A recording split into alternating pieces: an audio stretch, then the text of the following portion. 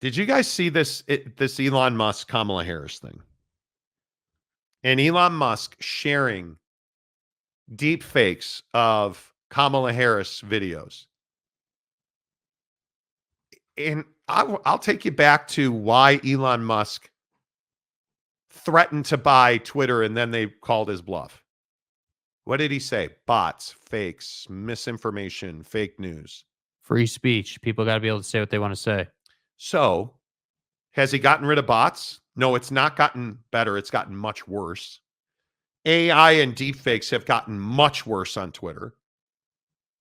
Is free speech a thing? Apparently not. Did you see that Elon Musk deleted the Twitter account, or Twitter X deleted the account of whatever it's called, White Guys for Kamala? They did a $4 million fundraiser in one fell swoop on X, so their account all of a sudden just disappeared.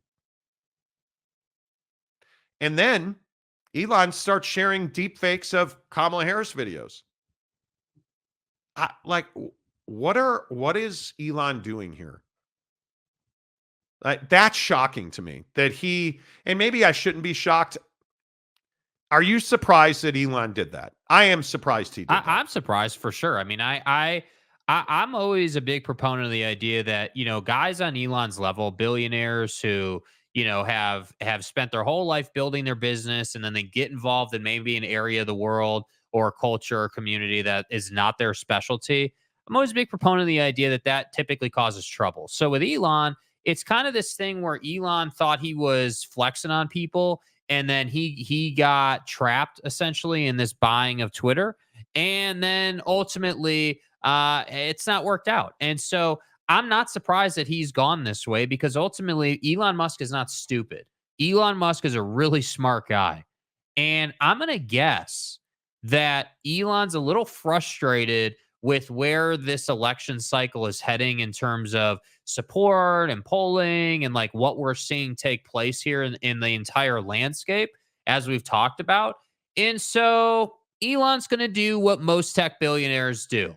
I would agree. Elon's going to go ahead and, while we're all sleeping at night, is going to delete accounts, and he's going to share things he shouldn't share. And he's going to say, yeah, I own this company, so I can do whatever the hell I want to do, without ever publicly saying that. And that's the problem.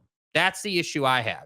And I love this. If you pay attention to what Elon tweets on kind of a regular basis, you're going to see the things he tweets about are Tesla's the safest car in the industry. Oh, another study came out. We're the safest. Our radar's the best. Like, Tesla's amazing. Oh, look at all the Democrats and all this fake stuff and their border stuff. And he gets involved in politics for a few minutes a day. And then what does he do? He goes back to business. He'll tweet some stuff about, money and stock trading. And so that's kind of the flow of Elon's account. And so am I surprised? No, I'm not really surprised from the standpoint of, I think Elon is a Donald Trump guy, and that's fine. I don't think lesser of him for that. No. It's his opinion. It's what, it's who he wants to support. That's fine. What I think lesser of him for is trying to get into the middle of the race by impacting the content that users are seeing, and not just deleting accounts. Because I feel like this is a two-step thing. The first step of deleting accounts, okay, we've seen that story before. He's not the only one. A lot of people do that. But then going out of your way to share deepfakes is a really, really bad look. Like, it makes you look silly, it makes you look uninformed, and it makes you look incredibly biased. And that's where I think Elon has misstepped with this. I think it's a terrible look for him. Yeah, we've got to stop shaming people or shouting people down for their political beliefs. I don't care what side of the line you're on. We've got to stop doing that. And we've got to stop allowing people to just spread lies and misinformation. And I was talking about this earlier, but I did a live stream on TikTok last night talking about Kamala Harris's speech. And I think we had 9,000 people or whatever on TikTok. And it's not enough anymore to come in to shows and Twitter and social and be like, one of the things that we were talking about last night was Kamala Harris wants open borders. Okay, let's be specific about that. Where is she said she is supporting open borders? Right now, I think, as you know, I'm not committed to a candidate here. I do not support the party of Trump, and I am not yet convinced that Kamala Harris is the right candidate. But I also do not believe that it's okay to say she supports taking our gun. Like another thing this guy said last night, Kamala Harris wants to take our guns away. Okay, show me where she said that. She's never said that. She said she wants to ban assault rifles. When did she say she's coming to knock on your door and take your guns from you? She's never said that. When did she say that she wants open borders? Do you know what open borders means? Just anybody who wants to can come in. She's never said that. We have to be honest about it. And we've gotten to a point in politics in this country, like with Elon Musk. I think he's a very good example of this, where you can't trust what Elon tweets anymore. And frankly, I don't think you can trust what anybody tweets anymore. Yeah. Because it's just not, it just is not good enough anymore. It is not. And you look at this Kamala Harris speech last night, and I'm telling you, if you are a supporter of the party of Trump, you better get on talking points. I just cannot say this enough. The game plan we rolled out for Donald Trump yesterday on this show, he's got to execute. Stop allowing JD Vance to go and do interviews. Because again, JD Vance is out here talking about how the people that are unhappy on Twitter don't have kids. He said that. It's wild. Like, what are you doing? You like Project 2025. Project 2025 was without question the policy-making body for Donald Trump and the party of Trump. And they thought that this was going to be something you could roll out and build your campaign and build your war chest on and drive back to the White House. Until you figured out that when you start telling women what they can and cannot do with their bodies, you start losing votes. Yeah. And when you start telling people that they have to be Christians, you start losing votes. And when you start telling people all of these things that Kamala Harris is this radical libertarian and liberal, and she's dangerous and radical, and then you're talking about how there's going to be a total abortion ban. And now they claim that they have stopped policymaking and that they're essentially shutting Project 2025 down. Well, do you guys understand that you should never have started that? Yeah, I mean, it's bad strategy from the onset. So you're in damage control now from this Project 2025 thing. JD Vance, I don't know how you fix that, because I don't think you can. I think you have to not allow him to speak. Well, it's exactly what you said, in my opinion. I think if you're gonna, I agree, he shouldn't do a lot of speaking stuff anymore. I would agree. But if they're going to continue to let him to speak, let's say, then he's got to be prepared and ready to talk about the things that they need to be talking about. Like, I'm telling you, the Republicans should stop going after her and start going after what they are going to do. Because that's the big difference. If you really pay attention to both sides and what they're doing, Harris is talking about what she's going to do for the most part. And there are some Trump shots in there. But for the most part, she spends her time talking about what she's going to do from a policy standpoint, how she's going to lead the country. But on the other side, they're spending time talking about her and what she's going to do. But attacking her personally. Yeah. You're attacking her because she's a woman. Like this whole thing about Kamala Harris hating Jewish people and hating Jewish communities and hating Israel. She's married to a Jewish guy who then your response to she's married to a Jewish guy, sir, is, well, he's not a good Jew. That can't be your response. So now what happens if she takes Governor Shapiro as her running mate, which I think she's going to do? She's got a rally in Philadelphia on Tuesday with her VP choice. Why would you start your rally with your first rally with your VP if it wasn't Shapiro? Bro, do you see where this is going? So you're attacking her because she supposedly hates Jewish people. You're attacking her because she doesn't have kids. She does.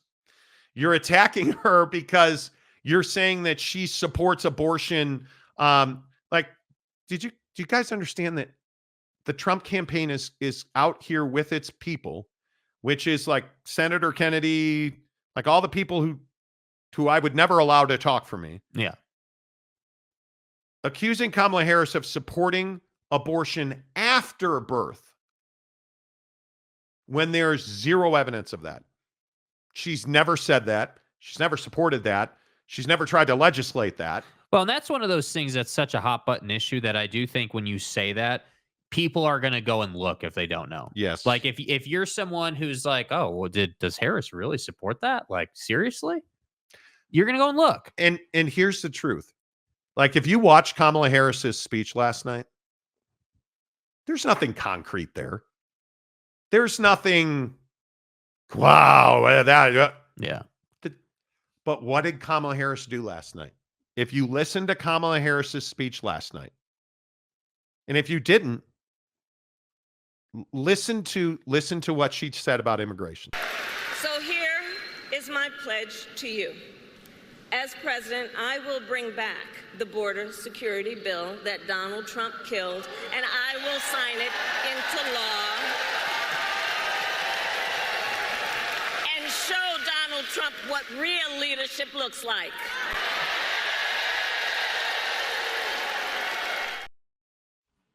So let me get this right. Kamala Harris stood on a stage at the launch of her campaign in a battleground state in the city of Atlanta. And she said, here's my policy. Here's what I'm going to do. I'm going to bring back the bipartisan, which means Republicans and Democrats got together. She was part of that negotiating committee and came up with a bipartisan border protection bill. I am going to bring that bill back. I am going to sign it into law, and I'm going to show Donald Trump what leadership's about. And that's all she talked about last night. Yeah. I am going to make sure, and remember where she was and who she was talking to. Atlanta, Georgia, where you've now passed 6 of the most restrictive pieces of legislation to suppress voting rights. I am going to protect your right to vote. I am going to protect a woman's right to choose what happens with her body. I am going to bring back the bipartisan immigration bill. So she's talking about issues. I am going to drive cost down. She talked about big banks, big oil, all of this, like yesterday. Again, Donald Trump saying that he's the energy president. You're finally talking about an issue. The problem is the facts don't back this up. He got on True Social the other day. OPEC meets today. Donald Trump gets on True Social and threatens OPEC because what he does not want and cannot have, frankly, because I think it'd be very damaging to the Trump campaign. He cannot have OPEC ramp up oil production because when there's more oil production, what happens to prices at the pump? For us, they go down. Yeah. So what did he do when he was leaving office? He made a terrible deal for the middle class with OPEC when he basically said, you're cutting production. And he essentially threatened them. They complied. They cut production significantly. So what was the immediate talking point once Joe Biden took office? Oh, gas prices, consumer prices. So what is Joe Biden do in reaction to that? Well, he pulls from the strategic reserve and he immediately starts pumping more oil. He immediately starts producing more oil. Immediately. To the point where now today, did you see the story yesterday out of Texas? The pipelines are full in Texas, especially in northern and western Texas. The pipelines are full. To the point now where you are going to have to start utilizing Houston and southern Texas pipelines because the pipelines in North and West Texas are at 90% capacity because we're pumping 12 million barrels a day right now, ramping up to 13 million barrels a day by the end of the year. So what's happening to gas prices? Yeah. Gas prices are coming down. And yet, here we are talking about how Joe Biden's the worst energy president ever. It's just factually not correct. So now you have Kamala Harris, and what are you doing by this misinformation? And again, the party of Trump has got to get on talking points and be factual with them. Yes. What you're doing every time you say that she's a cat woman without kids, you just open the door a little more. Childless cat lady. Yes, thank you. Childless cat woman. You just open the door a little more. Yeah. Every time you say that Joe Biden is the worst president ever, because like Donald Trump last week talking about how Joe Biden was terrible for jobs. That's just factually not correct. Well, and I think it's a dangerous game to play when, and again, this is what we talked about yesterday. Like the strategy can't be, hey, we're just going to say things. Like you can't just say stuff and roll stuff out that you can't back up. And it's one thing, because this is might be the biggest difference in politics right now. It used to be in politics that we would argue about things we would be arguing about the same information, but a Republican, the same information. So this is the topic. Republican, Dem, we're arguing about the same topic. And they agreed. They agreed that it happened. Yes, we agree. But this is good for us. No, this is good for us. We're not even getting that now. No. We're just getting, hey, Joe Biden sucks. Like, Harris hates Jews, and that's it. And I'm the best ever. And Donald Trump saying he created more jobs than any president ever. I mean, at some point you run out of runway. Factually not true. Yeah, that's the hard part. You run out of credibility at some point with Americans. It's strong to say that Donald Trump is like disrespecting people, like the American voter. I'm not going to go that far, but I do think at some point you get to a place with voters where they're like, dude, we know that that's not true. We know what you're saying on this particular topic isn't true. Which is why we have Arizona yesterday completely wiping out their election people because they're unhappy that Arizona would not go along with the delegate replacement and challenge the election in 2020. So we just replace those people. Georgia wouldn't go along with it. So we're just going to replace those people. And we're going to pass 6 of the most restrictive voter repression acts. At some point, you got to get Donald Trump back on the issues. Yeah.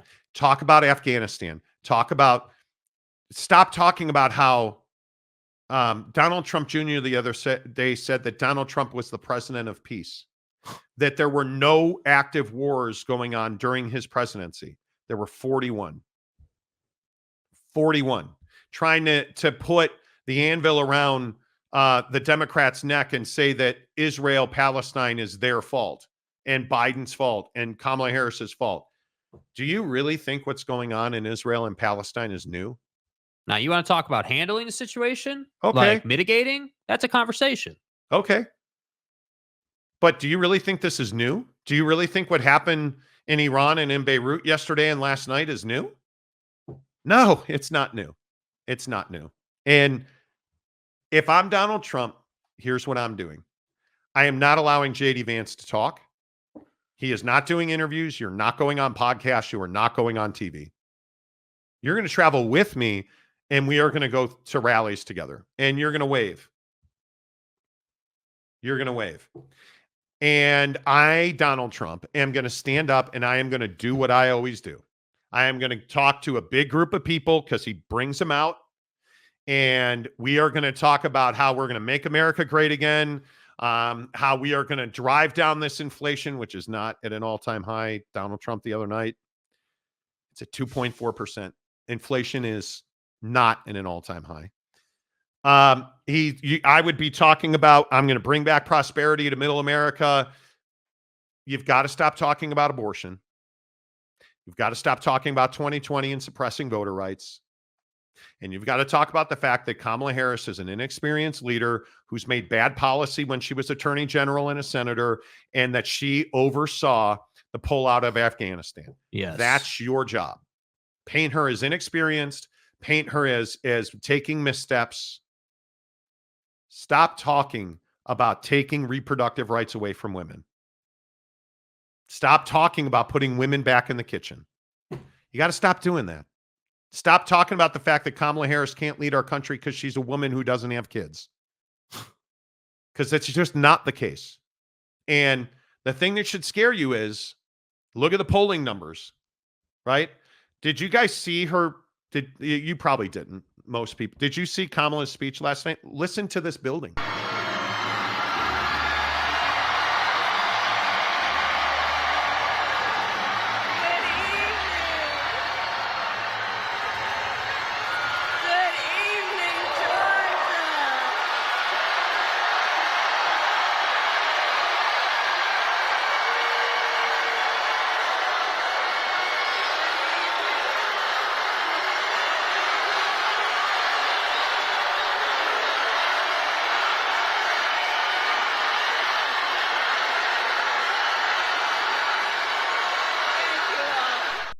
Center.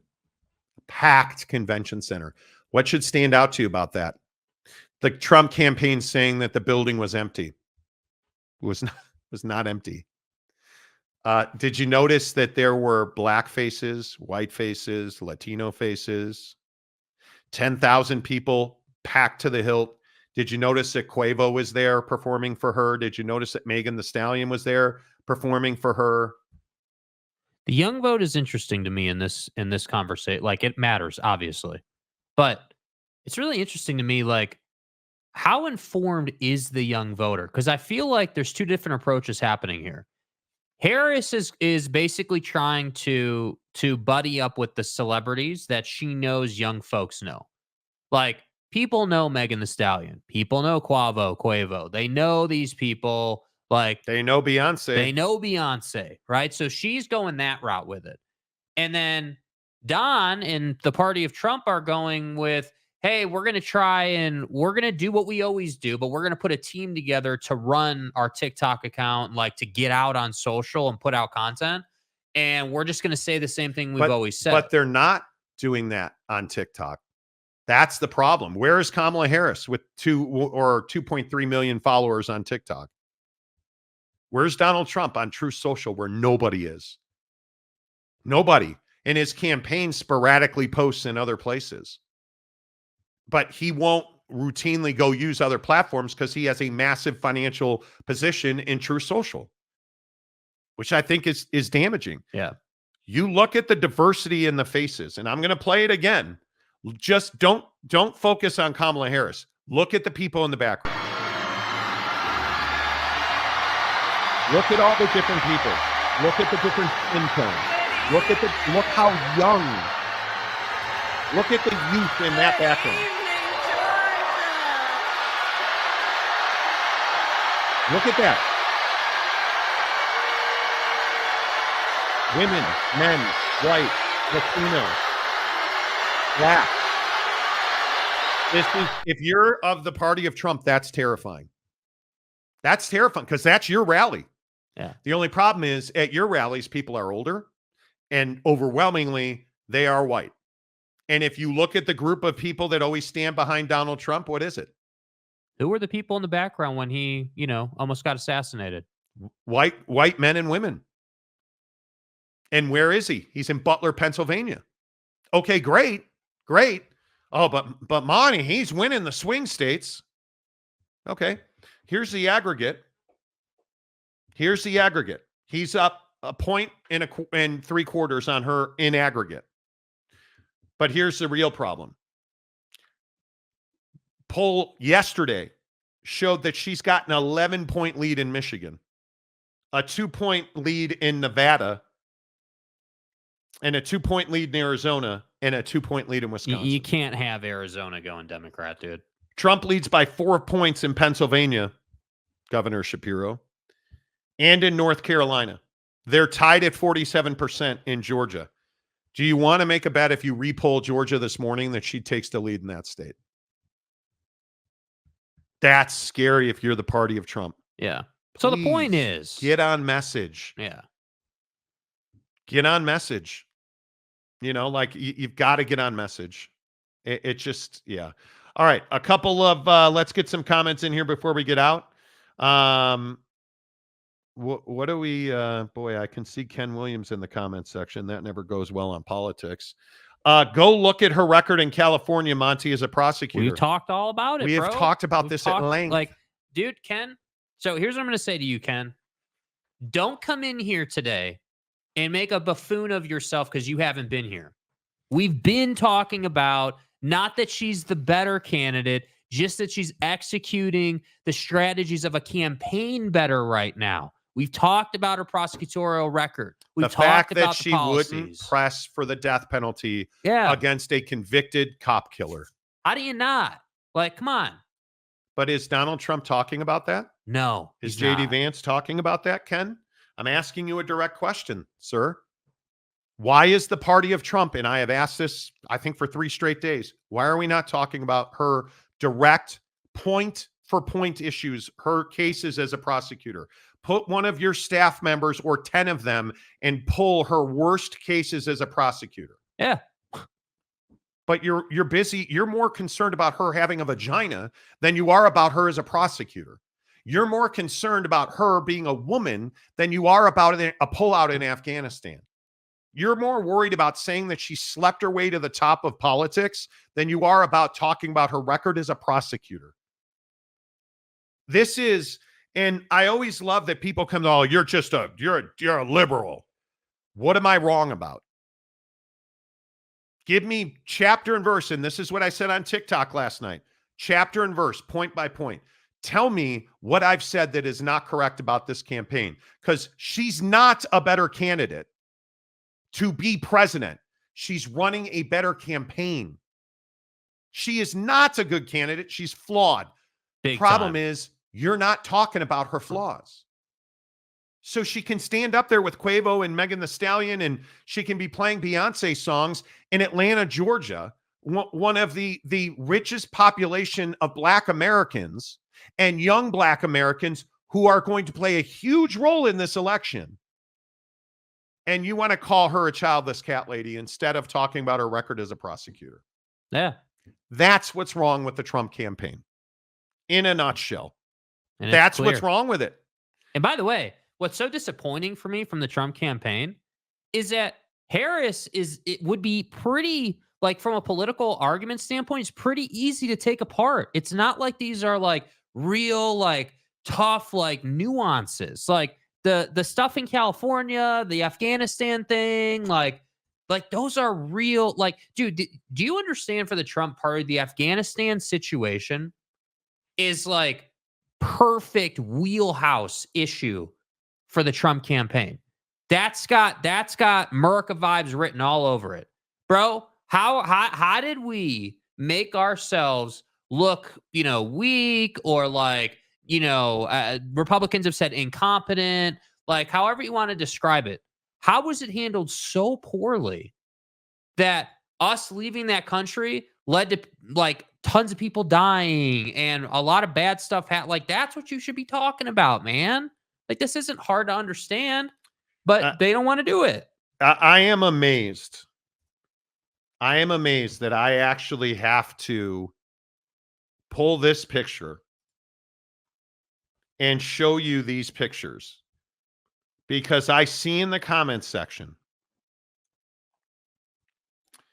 and it's, I don't even know. Let's where is Trump rallies to look like this, Monty? Ken, do you want a few minutes to retract that statement? My God. Do you want, because they don't look like anything like that. So again, I'm just going to give you 10 seconds of this rally.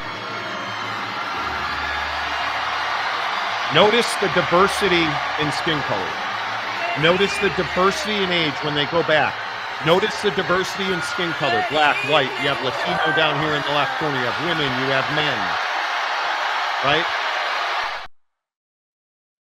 So you think the Trump rallies look like that? Here's a photo of the assassination attempt on Donald Trump. Butler, Pennsylvania rally.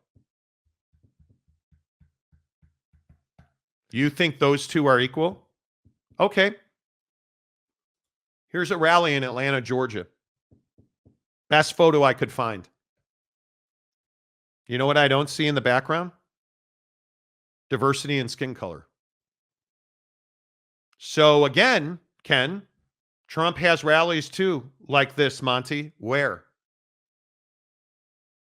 Where are the young, engaged African Americans? Where are the young, engaged Latinos? I think that might be your best point. Not just the diversity, but the age of the people. Like, you can see, like, that these are mostly middle-aged folks. Like, you're talking about 35 plus, like Yes. 40, 50. I know some of the folks at this rally are older than that, but like, I'm talking about the meat of the voters for these candidates. And I had to work hard to find photos of diversity at Trump rallies. It's really difficult to do that. I mean, it is. You look at the RNC, you look at the crowd at the RNC, bro, you don't want to do that. Yeah. You do not want to do that, because the crowd at the RNC was not diverse. It was not diverse. And I've gone through this. I sat last night looking at his photos.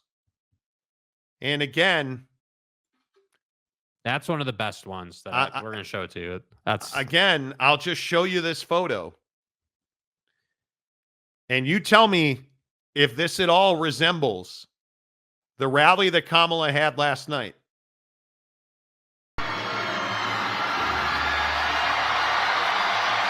Like, it's not hard to find brown skin. It's not hard to find Latinos and Black Americans. Look at it. Look at the age difference in the background. Where is the old blue hair? Where's the old person in the background at this rally?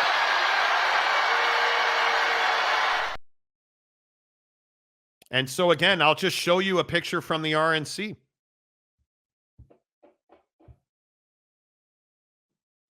I don't know what rallies you're looking at, because they're not the same thing. Yeah. And I don't understand it. Ken Williams, Monty, anytime you want to debate me, I'm game. I'm here. We're debating now, bro. I'm here. I'm right here, bro. You have a candidate in Donald Trump, and stop talking about Kamala Harris. Forget about her right now. Start talking about Donald Trump. He's not talking about issues. He's going to lose this campaign very simply if he does not get on issues. Because I still think, as I said yesterday on this show and on my TikTok stream, I think it's 60% Donald Trump wins the election. I need to see the VP pick, all that shit. You know how he loses this election? All Kamala Harris has to do is not get on stage and say bad things. And so far, she's been right on message. Number two, Donald Trump will lose if he continues to talk about her being a woman and reproductive rights, and that there's this, like again on Fox News, claiming there's this migrant crime wave. Nothing to back that up. So what did the Democrats do? What did Kamala Harris do? Talk about the fact yesterday, what'd she say? Crime is down. Violent crime is down. There is no such thing as a migrant crime wave. Neil Cavuto on Fox. There's no such thing as a migrant crime wave. This thing with Fox, I'm telling you, man, like, I think this is what I'll say. If you're the Ken Williams of the world, with all due respect, Ken, the person who's MAGA, Trump's the Ever best, since Ken has been on the show, he has been 100%, and that's been 4 years. Yeah, years. So riddle me this, Ken.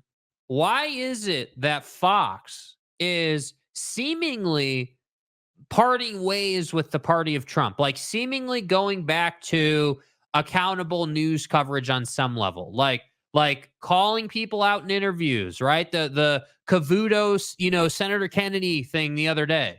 Why is it that they're fighting what these guys are saying?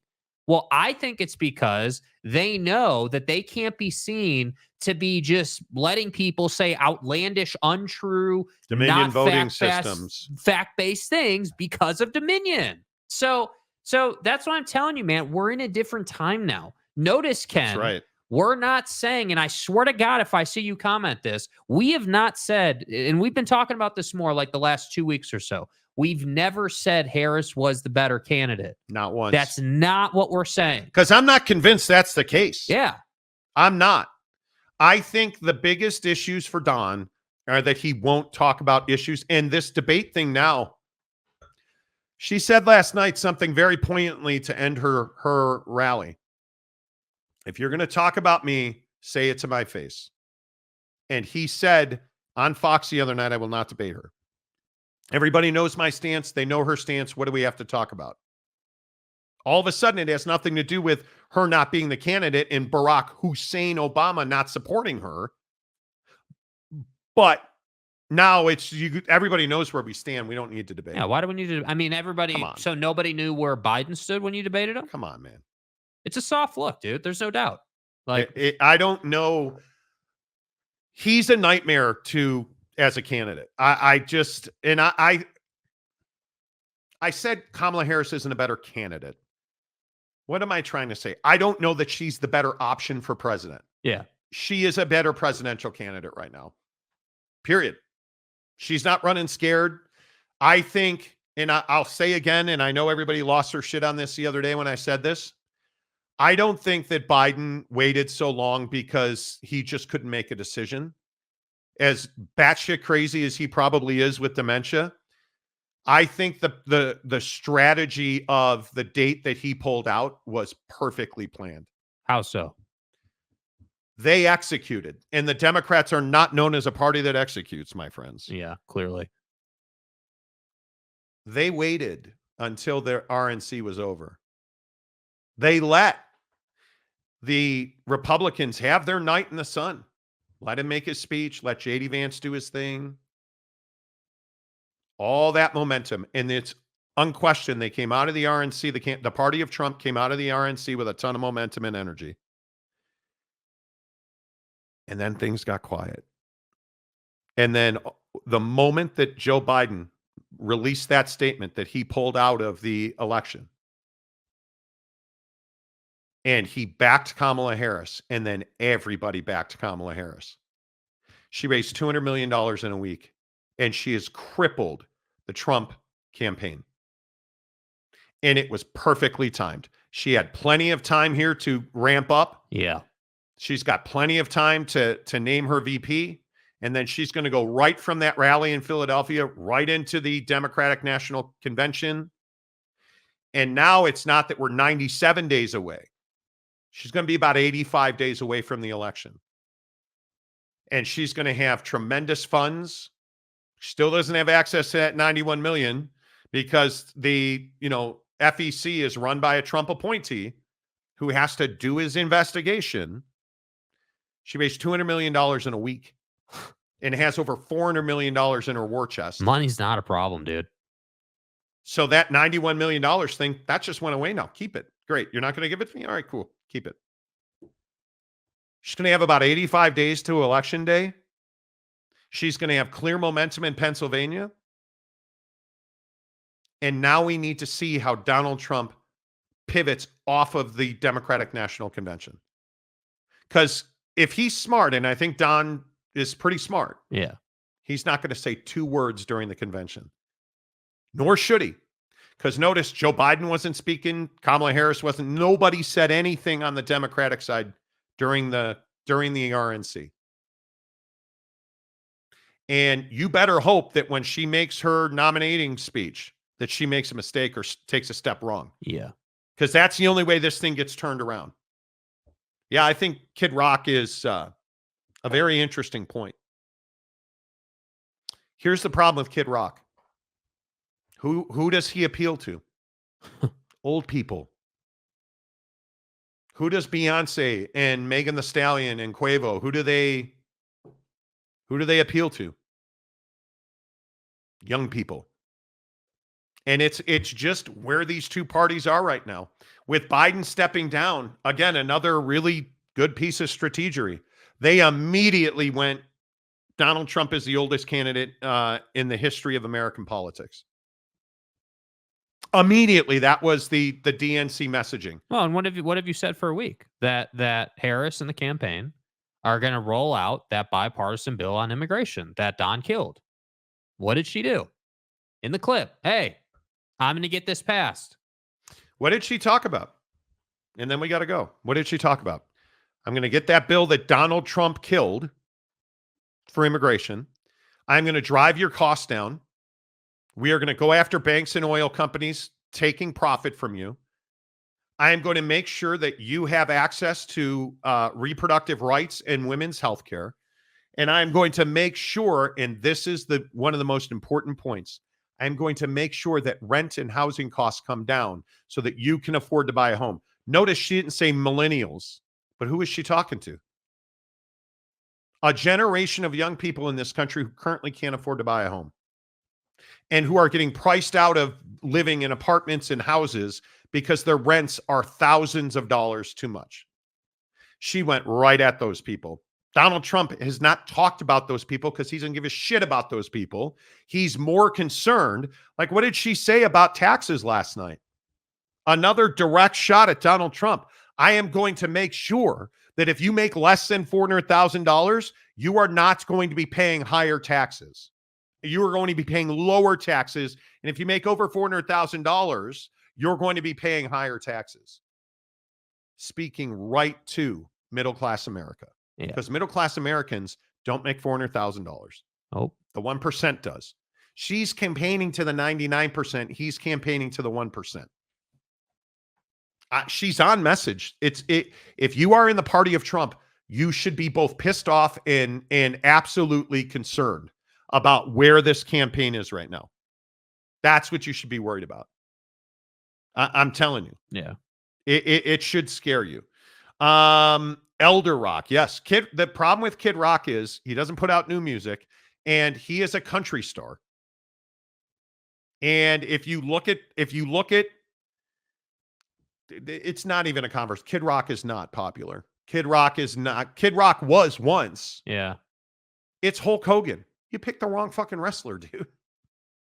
Hulk Hogan's not popular.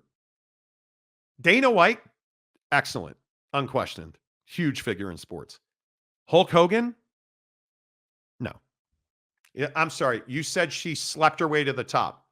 So your candidate has sex issues. You put a porn star to speak at your convention, and then Hulk Hogan, who is now more well known as a guy who sued Gawker because he was videotaped having sex. Like it's mind-numbing to me. And now you're trying to say that Kid Rock's a huge superstar. He's not. Jack White, 500 times Kid Rock, and I'm only comparing musicians in the 313 area code. I would agree with that. Mike Smith, there's been tons of artists that have sold millions. I don't think they are that talented. Plenty of bubblegum, teeny bopper pop stars. Yeah. It's not that Kid Rock's not talented. It's not that Kid Rock wasn't a huge star. He's not anymore. You're running a party of has-beens. Is there any question that Beyonce is popular? Is there any question that Quavo and Megan Thee Stallion? Those are targeted artists. Do you understand that Donald Trump has been sued for copyright infringement because he's playing other artists' music at his rallies without their permission? Beyonce got ahead of it and gave Kamala Harris a free license to use Freedom, one of the biggest songs in her catalog. A huge song right now. Like, you guys, we're not even in the same hemisphere. Yeah. Right? We're not even in the same hemisphere. Mapes, if Two Holes can get a place, I know I'm okay. Okay. Okay. I don't know what you mean by that. Have you ever been to a Kid Rock concert? No, I have not. I don't question that he was once popular. But I mean, a quick Google search. I mean, let's go Kid Rock Yeah. Kid Rock downloads 2023. Let's see Give him the what full year. Yeah. let's give him a full year. Let's see. By number, let's see. Number of streams. How about that? His chart history. His chat. I mean, he's in all summer long. His song All Summer Long has 2.4 million. That's his largest stream. 2.492 million songs. Okay. Okay. That song was downloaded. Let's go Megan Thee Stallion.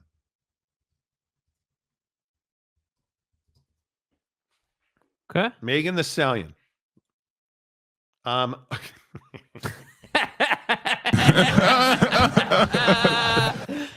Bro. Her daily downloads 9,648 or no, excuse me.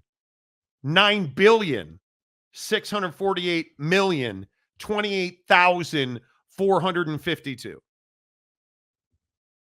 Her daily streams are 7,219,982 on a catalog of 201 songs. Bro, are we really having this conversation when he's not even at 3 million total for the year? Yeah. Megan Thee Stallion's doing in a day what Kid Rock did in a year. Are we really having this conversation, bro? Come on. Whoa. Ferris Khan, let's all agree that Taylor Swift is the most popular musician of all time. She got 38,000 people to register with one Instagram post. Yeah, well, and notice she hasn't gotten involved yet. I agree. Brandon Butler, it's not a question of if Kid Rock is popular, it's how relevant he is to people under 35. Yes. I would even agree with that. Yes. Good talk. Always a good talk. I appreciate you guys. Thanks for sharing your ideas and your feelings and your thoughts. Everybody, you're always welcome here. Follow me on TikTok and Instagram. I do live streams pretty much daily. Love chatting it up on TikTok. The Monty Show, as always, presented by our good friends at The Advocates, theadvocates.com, the best injury attorneys in the business. Until Monday. Say goodbye, Jake. Goodbye, Jake.